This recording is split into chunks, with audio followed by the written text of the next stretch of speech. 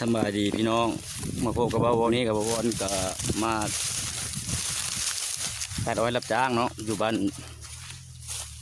โนนสำราญวันกันหากันใช่ไหมฮอดมือว่างมือกินนี่แหละเข้าได้ล่ะกินเข้า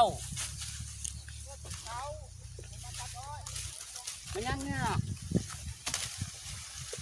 ในมือมันยังเอาเสียมาเลย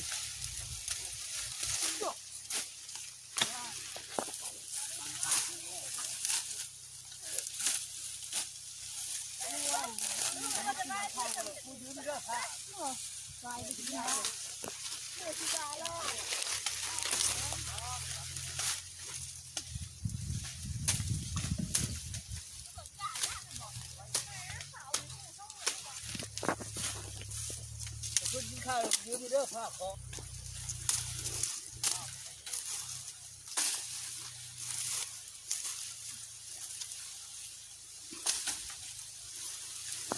เนี่ยกับพันไว้แม่ปวดไหล่มาได้มันไก่พี่น้องบวชหากันใช่ไหมฮอด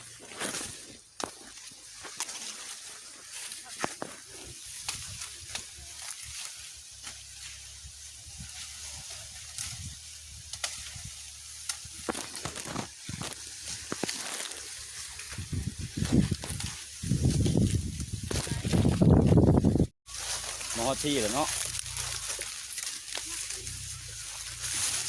ลงมือตัดอ้อยเลย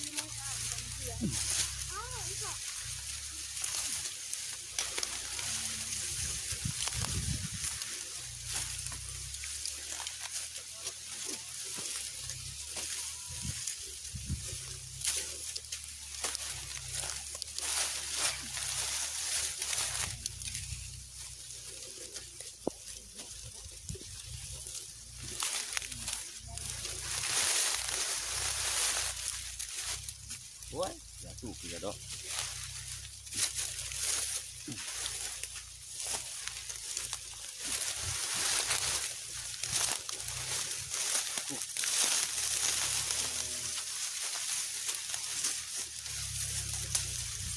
มันโมเมนต์ฟ้าตัดอ้อยแล้วว่าอันนี้ผมมุ่มมด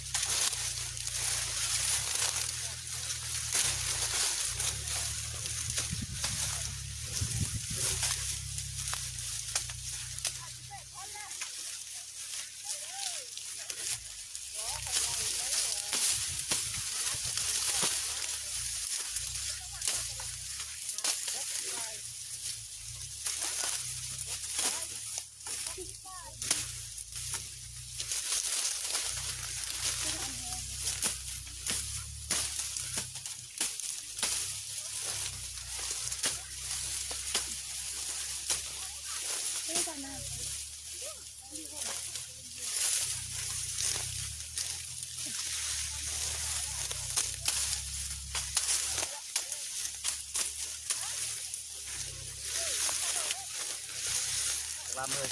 พุดละวะว้าพี่ป่ายกระลุกเอาแล้ว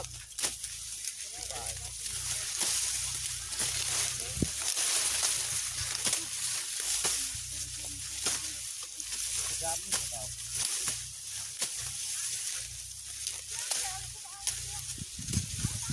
อะไรดิ